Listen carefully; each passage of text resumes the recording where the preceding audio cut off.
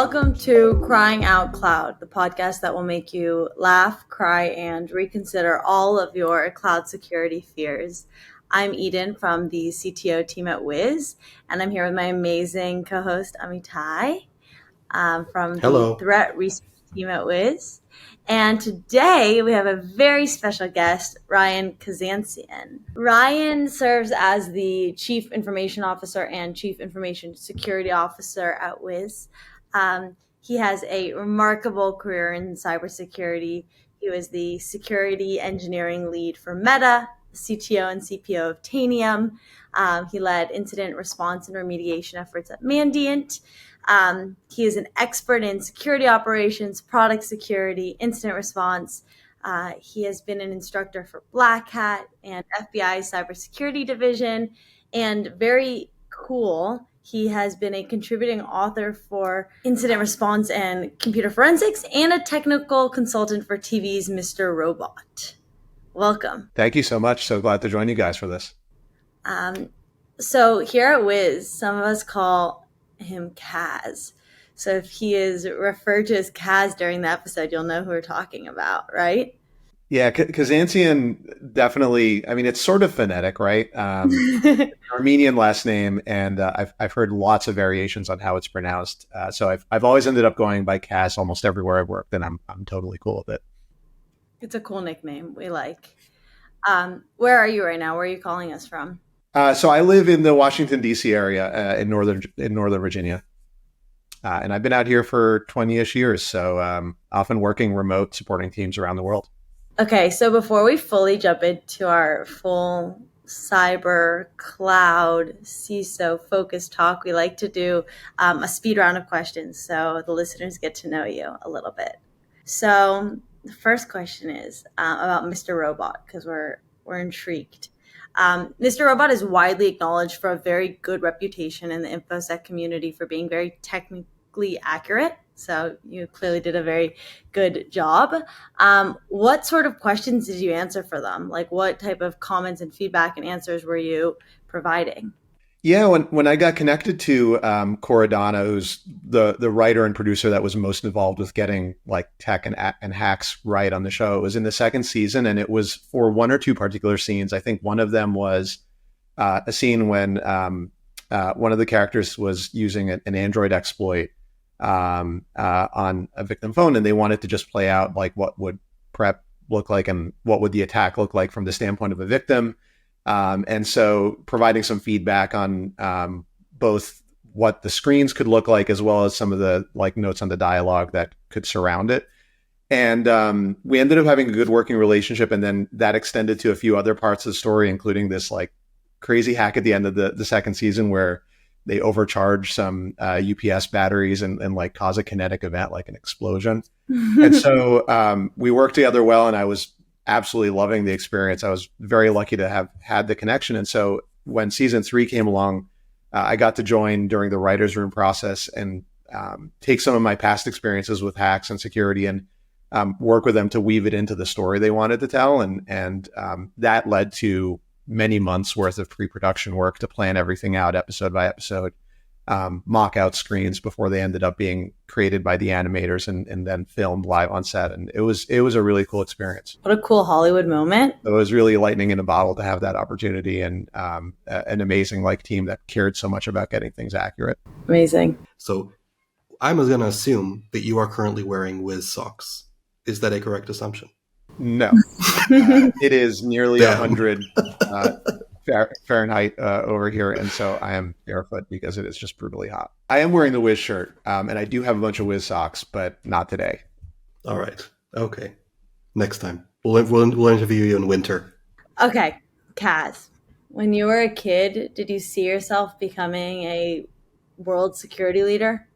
Probably not. I mean, I figured out at an early age that security was interesting, and dating myself here, but you know, I grew up in the era of modems and bulletin board systems and discovering hacking docs and Frack and other like sources like that. And so I got exposed to that world at an early age, even though like practically speaking, I couldn't do a lot with it other than learning how to like defeat copy protection in games.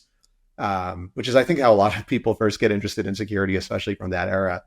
But no, I didn't know exactly what I wanted to do, but I thought hacking and security was really interesting. And at the time, when I was at university, the only undergraduate program that really related was just computer science. It was before all the specializations existed for like security or data science or other disciplines. So I did a computer science degree, but I knew coming out of that, like I didn't want to go into software engineering or similar roles. And so I tried from the outset of my career to find things that would scratch that itch.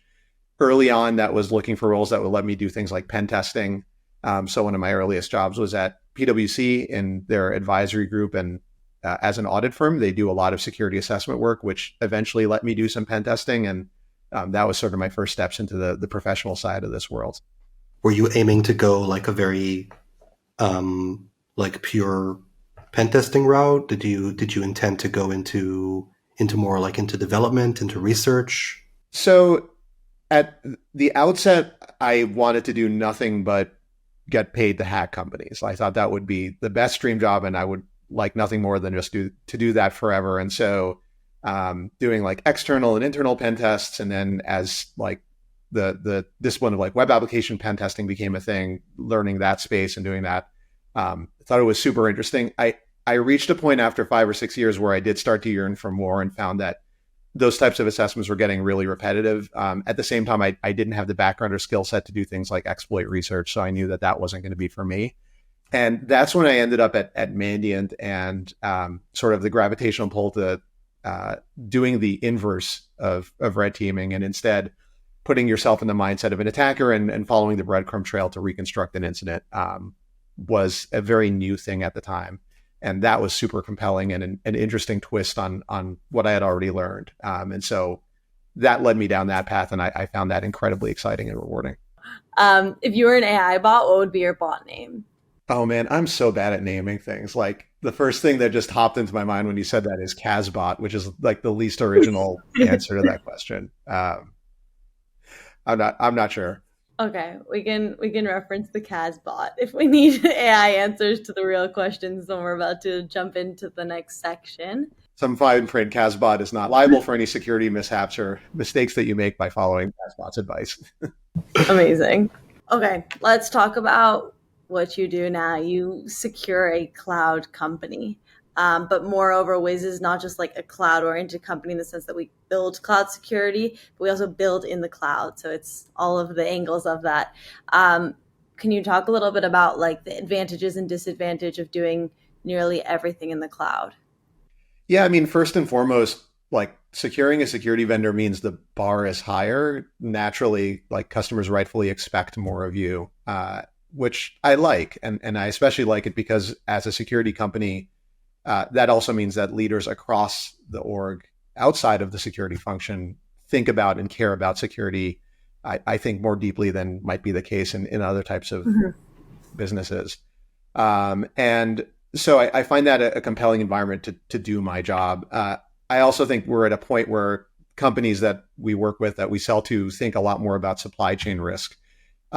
We've seen a lot of strategic compromises of technology and security vendors. And one of the byproducts of that is that doing well as an internal security function means you can draw a clear line between the outcomes of your work and the success of the business. And that's very gratifying because it means your work is more than just an internal risk function. It's also helping enable the business to grow. So all of those are great aspects. I'd say also the ability to build upon your own product. I'm fortunate to have a really great cloud security product in Wiz that is the center of our strategy on those surfaces. And so we're early adopters.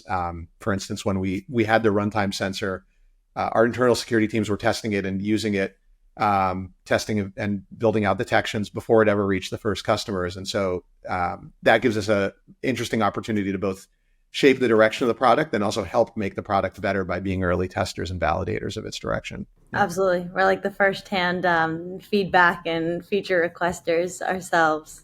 Yep. And I think that it's not just like the unique challenges of securing the security vendor, which like now you're addressing, but also we've been in Wiz in a stage of like hypergrowth. So you've not only been securing it in kind of that regard, but can you talk about like what that roller coaster looks like as well, and how do you transform these lessons, and how do you plan for that? And yeah, it's a crazy variables to deal with. Sure. Maybe I'll first share a little bit about like how we built out the team to start. So when I joined several years ago, I was technically security hire number two. We had a cloud and product security engineering leader, Tomer Sabag, as security hire number one for Wiz, and he's still in that role, leading up our entire product and cloud function, cloud security function. But that really undersells how much good security work was already happening before I joined. It was just a shared role, as is the case in so many startups across our CTO, Ami, his team, and helps from tons of other partners that were wearing a lot of hats, including like non-engineering teams like legal, who were doing a ton of the compliance focused work ahead of us having that function. But those first few years here for me were building out and scaling the core security functions to meet the needs of our business and our customers. And so structurally, that means having security engineering and security operations for our corporate environment, like all things end user facing,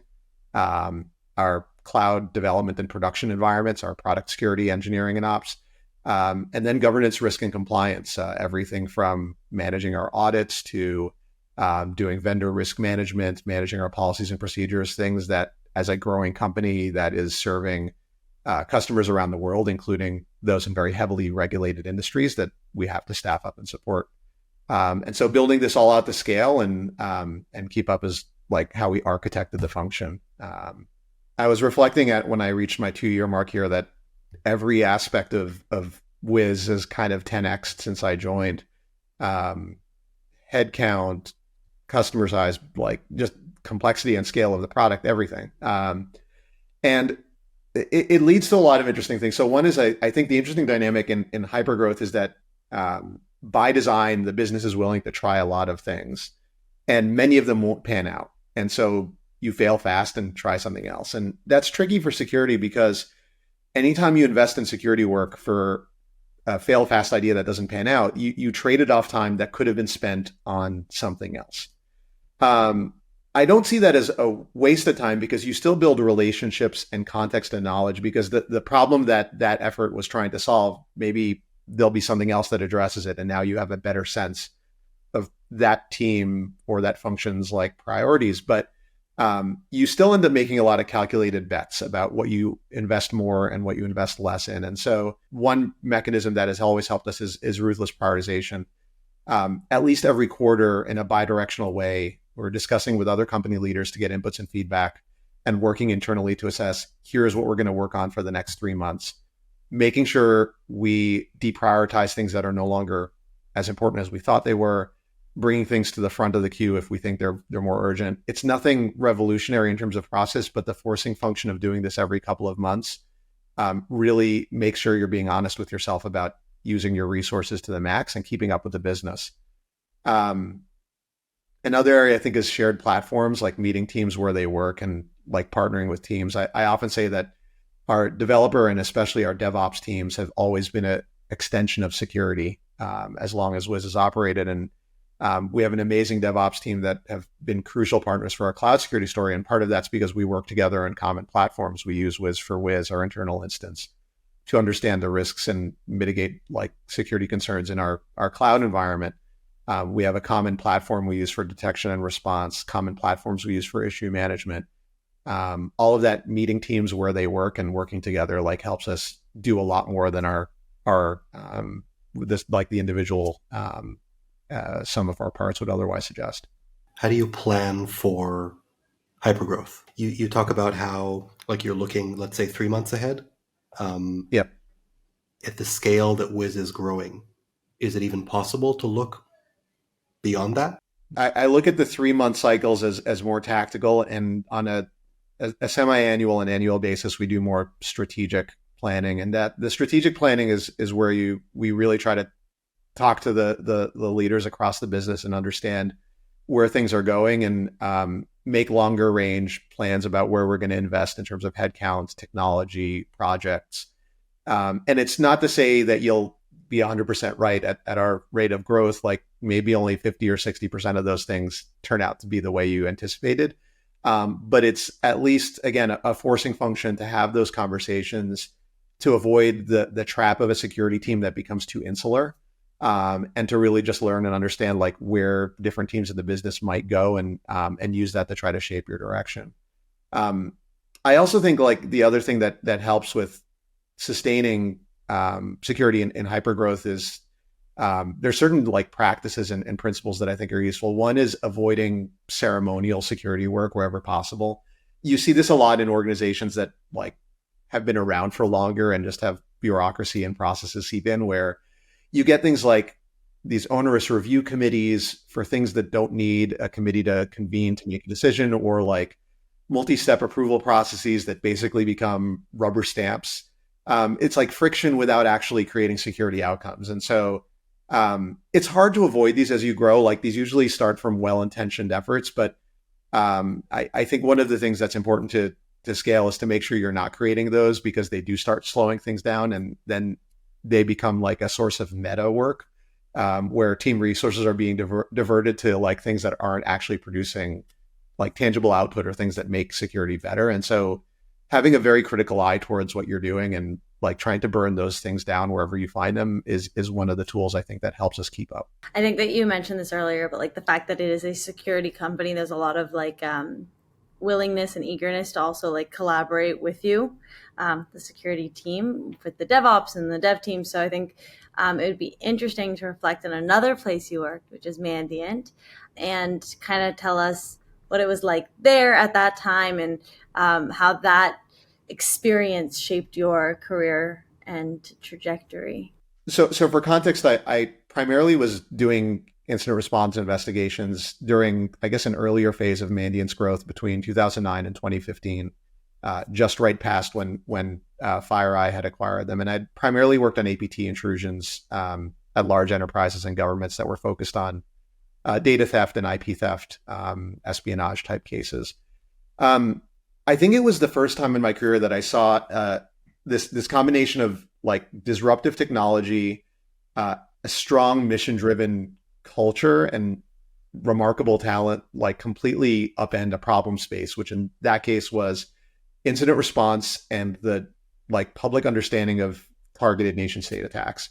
And you have to remember that at that time, the state of the art for doing incident response was having an army of consultants coming into an office and like taking forensic capture equipment and doing forensic capture of hard drives, system by system, usually like a couple dozen at most, because it doesn't scale beyond that, and then taking weeks or months to examine them. And that approach is completely not fit for purpose when you're dealing with a enterprise scale intrusion. And so having the technology, even in those early stages, to do a sort of distributed forensic search at scale across an entire fleet was really revolutionary, and required then building the processes for, well, how do you operationalize that to do good IR?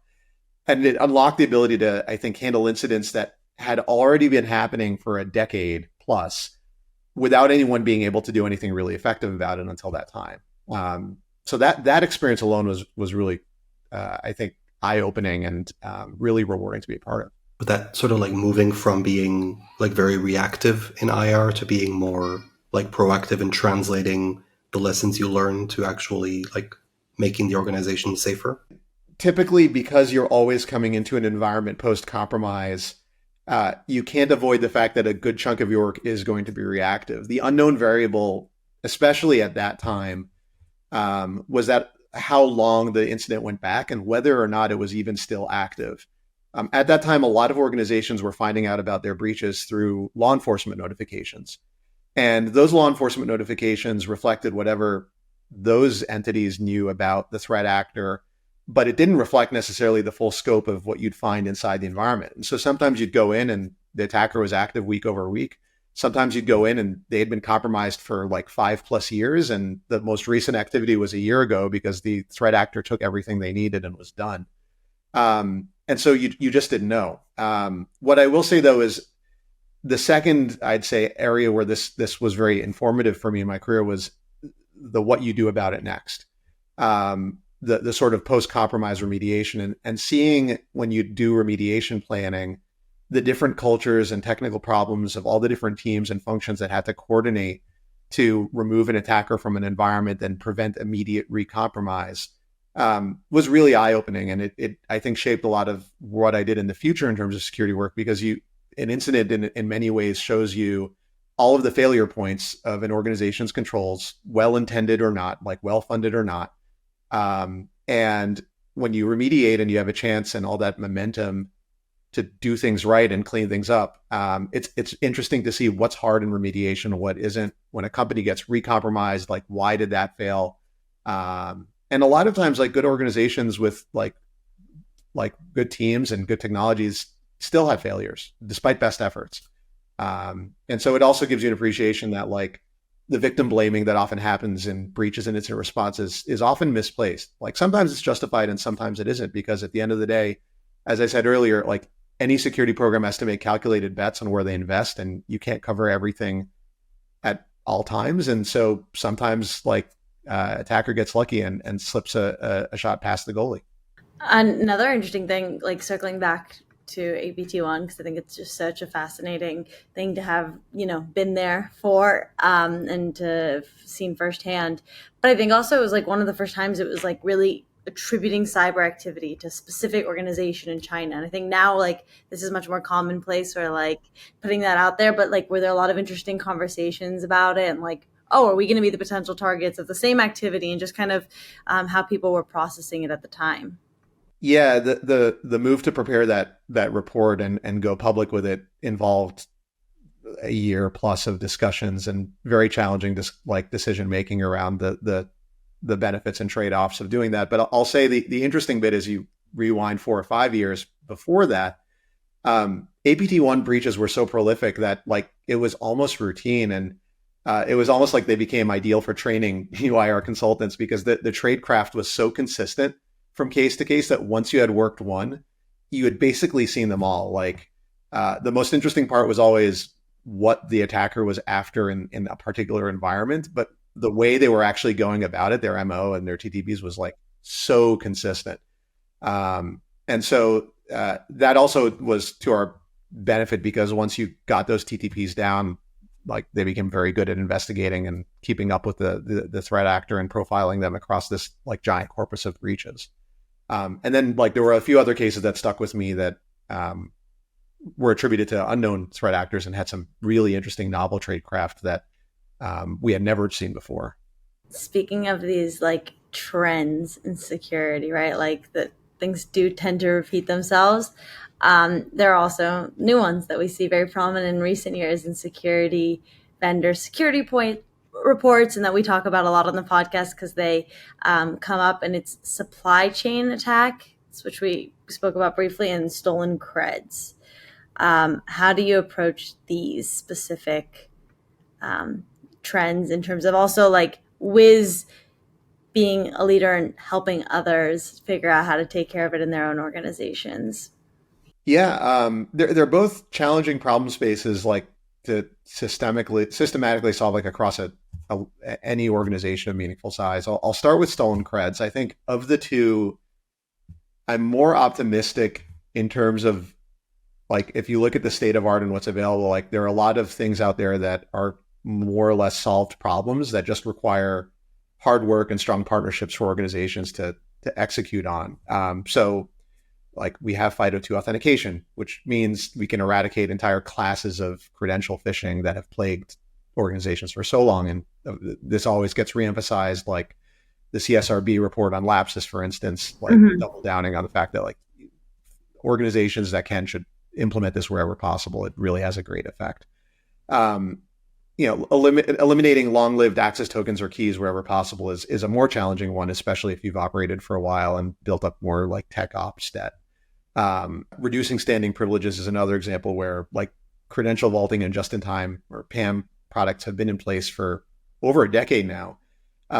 Operationalizing them at scale in cloud-first environments requires, like, close partnership between security, DevOps, and IT. And again, I think when you combine all these approaches, eliminating long-lived access tokens, reducing standing privileges, having phishing proof credentials wherever like user auth is happening, you get to such a more resilient state. And then if you start layering in other defense and death strategies like network policies to restrict ingress to like control planes or from like known trusted networks, or things like device attestation, ensuring like a client is actually a trusted client. When you start blending all of these, you get to a much better place. It's still not foolproof. We've still seen cases in the past year where attackers like adapt to this landscape and go after things like how IT help desk handles MFA resets, or go after like DevOps users and try to steal like access tokens while they're still valid, therefore bypassing like any protections like FIDO2 auth. So it's not to say that all of these are attack proof, but when you layer them in as your strategy, you shrink the window of opportunity for attacks to a point where it becomes much more feasible for you to be resilient, or at least to like contain their blast radius. And again, if you look across the state of industries today, and you see case after case where orgs are still getting phished because they're using SMS or TOTP tokens, or you still see like stolen credentials because organizations have an integration that's using a long-lived access token that hasn't been rotated in 3 years. These are all preventable problems that just require like work and partnership to solve. From your perspective, why do you think this keeps happening? Like, why is it so hard, or why is there not enough momentum to get like 90% of organizations above the water in terms of like the baseline of having non phone based MFA, for example? I don't want to be like dismissive of companies that are struggling with this, because I think, again, I come from a point of privilege in working for a smaller security company where it's so much easier to get like company-wide support for initiatives like this. But, I think one of the challenges is that it is sort of unsexy work that often ends up being neglected in favor of shiny things that sometimes take the attention of a lot of security teams. I mean, we'll talk about AI security later as one of my favorite topics. But you take something like implementing FIDO2 auth and enforcing it across an org, and the preconditions to that are not just like flipping a toggle. If you don't have good vendor management and identity and access management, and you're not like using SSO for all of your SaaS and systems, then you don't have a single choke point in which to enforce MFA or a method like FIDO2 MFA, and that's challenging. A lot of SaaS vendors have the SSO tax, and so for some organizations, they can't afford to pay that SSO tax, and so they don't use SSO. And then if that vendor doesn't support FIDO2, you're falling back on legacy. If you don't have like a good partnership with IT, or your users are reluctant to or resistant to like changes that affect their day-to-day flow, like authenticating, convincing an entire org to change their approach is difficult. So there's all these headwinds, and it just takes concerted effort to get everyone aligned and prioritize something like this. But I think that the impact of it is clear. Like, again, I'll not to harp too much on FIDO2 because it's just one corner of this stolen credentials problem, but it is amazing to tell a company like, you don't have to worry about credential phishing. Like, you don't have to tell somebody, don't put your password in this web page that might be from a phishing attack because you might get it stolen. Like, the cognitive load that takes off users is enormous. And Google has been public about this. Like, when they moved to FIDO2 auth, they claim they haven't had a single instance of credential phishing in the 5+ years since they've done that. And so like this stuff works. Another foremost challenge that a lot of organizations are talking about is AI, which there's a lot of angles which we could talk about this, but let's start with this. Are you optimistic about using AI for security? Yeah, I am. I'd say I'd describe it as guarded optimism. Like, I think we're already seeing a couple of years in proven value in applying things like LLMs to processes where there's still some oversight and guardrails on the output. Things like code generation to help prototype ideas, things like in security context, suggesting investigative steps based on the context of an event. More broadly, I do feel we're going to be like plunging into the trough of disillusionment as we realize how many use cases LLMs are not really production ready for yet. I also tend to be, maybe as a byproduct of being in this industry for so long, always like somewhat skeptical. I lived through the era where we thought um, uh, previous generations of AI powered technology was going to solve malware. Like, remember when that was novel, like applying ML to like assign features to binaries and then categorize their risk very quickly and determine like, is this a good or bad binary? And the net result was slightly more resilient signatures. And that isn't to be dismissive of the innovation. It's just the reality that like it's very rare for anything to completely upend the sort of like symmetry between defensive innovation and attacker adaptation. And so there's always a sort of equilibrium that you waver on. The other one I was reading yesterday or the day before, Google Project Zero did an analysis and follow up of some research that teams at Meta published on applying LLMs to look for novel vulnerabilities. And it was really good research. The Meta research found that this was actually like LMs did not do very well. And it was good analysis because there had been a lot of hyperbolic studies about LMs being magically able to find vulnerabilities. And a lot of them, if you look closely, were, well, like the exploits and the data was already in the training set. And so it wasn't actually producing like a novel finding. What Project Zero's follow-up like honed in on is, okay, are there ways we could make this better? And they tailored it to CTF type challenges. So there's some constraints there because you're like giving the system a challenge where you know that there's bugs in the code already. But it proved it's not production ready yet, but like there's possibility. And so I think that's an example where the alarmist fears that this was going to lead to mass exploitation are not playing out in a lot of domains. But there's potential. It's just we might be many years away from that. I like guarded optimism. It's a good way to put it. And it's like I'm trying to balance the fact that yes, there are areas where it is already having an impact. Like I think any industry that has to do controls over know your customer and identity vetting or anything that like moderation type problems, like those types of scalable problems are really hard in the face of LLM technologies and generative AI. And so those are definitely ones that I think are seeing the harder end of where adversaries can adapt and make use of these. In other cases, I think some of the fears just have not panned out yet, and I don't expect them to in the near future. But people have a lot of fun doing the fear mongering. Yeah. Okay, so Apple came out with and released their new private cloud compute, which is super interesting, and all the security provisions they're taking. But when I think about like, okay, you are responsible for this security in a company where lots of people use iPhones, they use Macs, they're going to use ChatGPT. How do you like, what's the safest way to monitor and like monitor the shadow usage of these tools and kind of incorporate security with all the products that are starting to be used that you can't exactly control? Yeah, I'll break that into two parts maybe. Like first, I'd like to talk a little bit about what Apple's doing. I think like PCC and in and of itself is architecturally very interesting. Obviously, like cloud providers have been iterating on confidential computing offerings for a while now. Like AWS has Nitro enclaves, for instance, but Apple's approach is obviously taking this a step further and leveraging the sort of end-to-end hardware and software ecosystem they built. So I think it's interesting in terms of not just applying it to AI, but also like other problem spaces where the ability for a cloud service to process unencrypted user data and maintain certain guarantees around data protection from the vendor itself and maintaining commitments around that. It's a super interesting thing that I think will apply to other domains and hopefully like eventually become commoditized as part of like how systems work at some point in the future.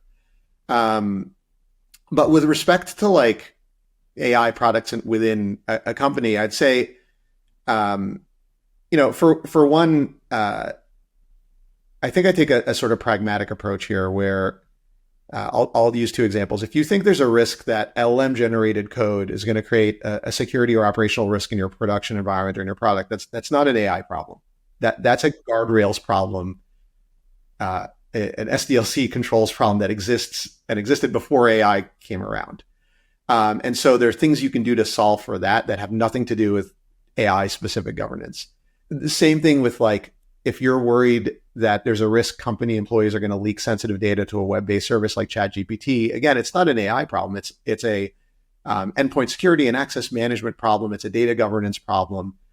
It's not specifically a AI problem. And so I think this generation of technologies has amplified a lot of fear and focus on controlling these things. But I really like to recenter them around, all right, if it's code security we're worried about, like what are the guardrails, are agnostic of whether LLM or not is generating the code, that makes sense. If it's protecting company data, that's the same thing. Like oftentimes the moment data reaches an end user in your environment, it's like trying to like hold sand between your fingertips. Like you've already lost a lot of control over it if it's broader data than they should have had permissions to, or if they're using it in a context they shouldn't have. And so I think I try to think about data security problems far left of when it's already reached the endpoint and where we can constrain and implement sensible controls there. I think you otherwise end up wasting a lot of cycles on solutions that are too tailored to the current generation of AI tools. And where that's really going to break down is, I think, look at where Apple is going directionally. Like this notion of your users only interfacing with an LLM or a generative AI product through a chat-like interface is slowly dissolving.